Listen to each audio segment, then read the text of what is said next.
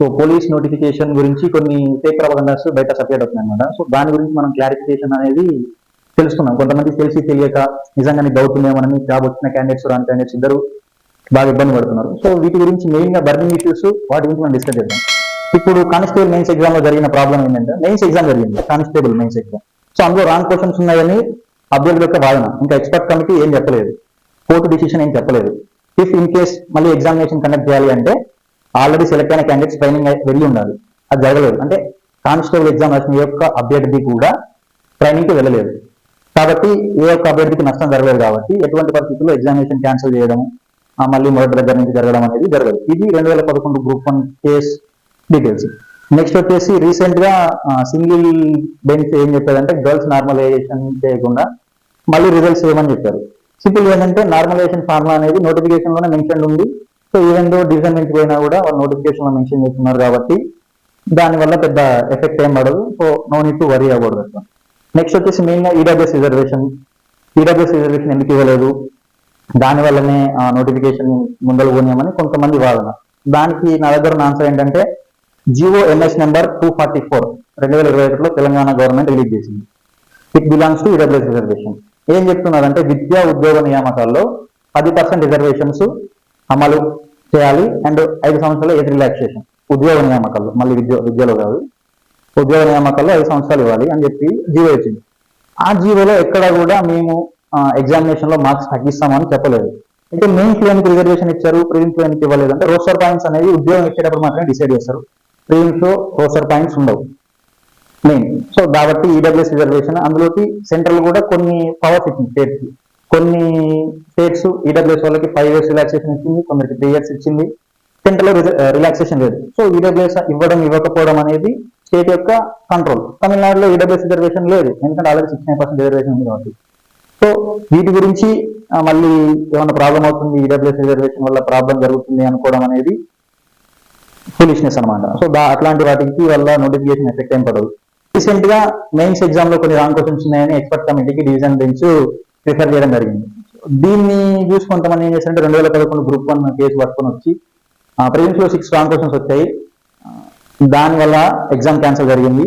Same ఇలానే ఇప్పుడు 13 wrong క్వశ్చన్లు ఉన్నాయి, మేము క్యాన్సిల్ చేపిస్తామని చెప్తున్నారు. సో ఇక్కడ మనం అర్థం చేసుకోవాల్సిన విషయం ఏంటంటే 2011 గ్రూప్ 1 కేసు అనేది ప్రిలిమ్స్ ఎగ్జామ్.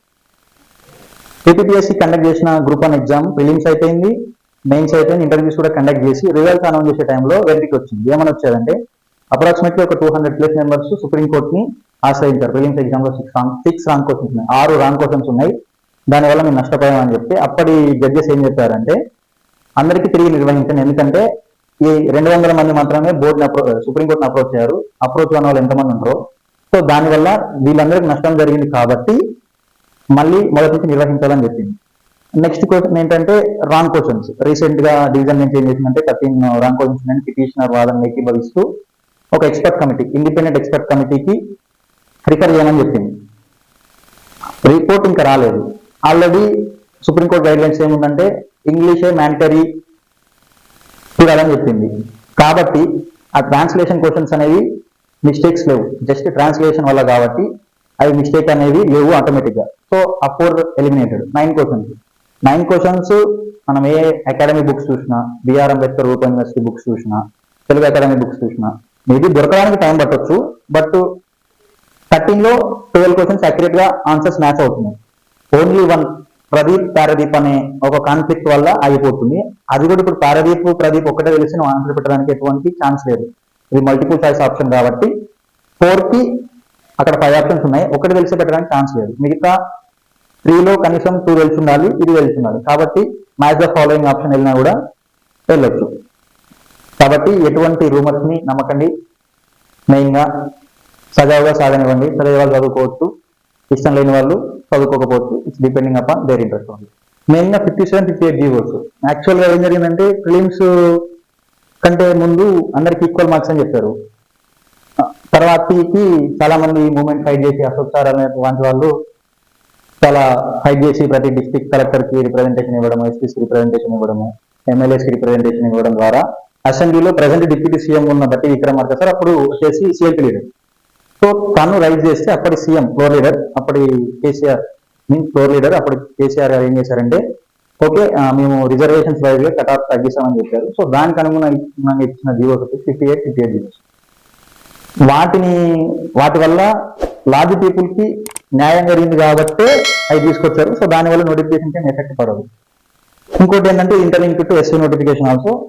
సో వాళ్ళు ఆల్రెడీ ట్రైనింగ్ లో ఉన్నారు కాబట్టి ఎలాంటి ఈ జీవోస్ వల్ల నోటిఫికేషన్ క్యాన్సిల్ చేపిస్తామని యూట్యూబ్ లో వీడియోలు పెట్టే వాళ్ళు మాత్రం కొంచెం దూరంగా ఉంటే మీకు చాలా శ్రేయస్కరం.